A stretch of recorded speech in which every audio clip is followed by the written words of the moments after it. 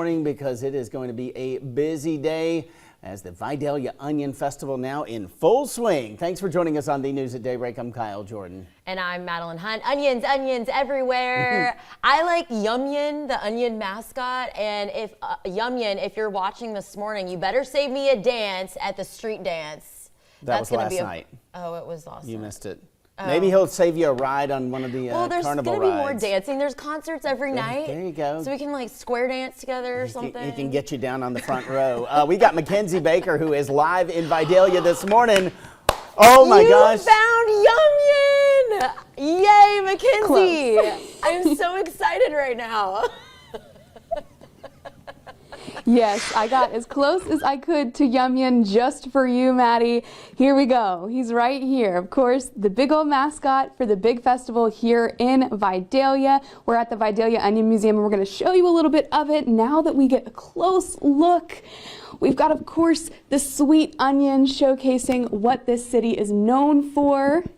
And just get a good look around. There's so many great things here. You know, it kind of can seem like a small space, but they really fit a lot of wonderful information about the history and traditions, not only with the festival, but with these onions. They're so spectacular. We even have these dishes. Y'all talked this morning about breakfast. I don't know if I see a breakfast food up here, but there's plenty of different recipes that people use these wonderful Vidalia sweet onions for. Now over here, we're going to talk more about this festival, joined with Alexa Breton. She's going to tell us more kind of what is a little bit of the significance of this sweet onion, these Vidalia sweet onions. Well, the onion they started experimenting growing onions here in the early 1920s, and so we're at 100 years now of them growing onions in this area. It took a while to figure out why they were sweet, and then which seed produced the sweetest onion, and they finally got to this yellow granix hybrid seed, and they protected the growing region, they protected the name.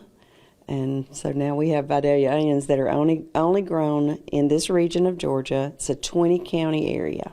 Wow, that is very interesting. Another very interesting thing here is that this museum is going to be open on Saturday all day for people to come in and take a look at for themselves, right? That's right. We're a great attraction, great addition to the festival, and we really highlight the significance of the Vidalia onion, how it's grown, and how it's significant to this region, and what an economic impact it has on the region and the state.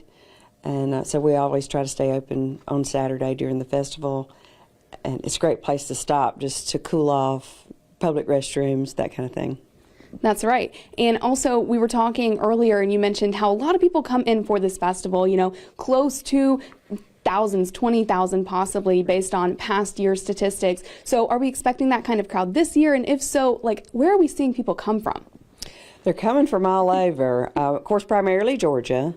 We do get a good many people from Atlanta. We get people from Jacksonville, North Florida, Alabama, Tennessee. I mean, the Southeast, but then we'll have visitors from California and, all over the world too. It's not unusual for us to have international visitors here during the festival.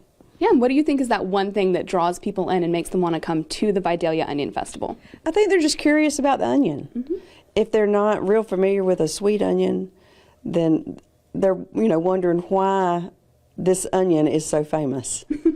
So they come here to find out.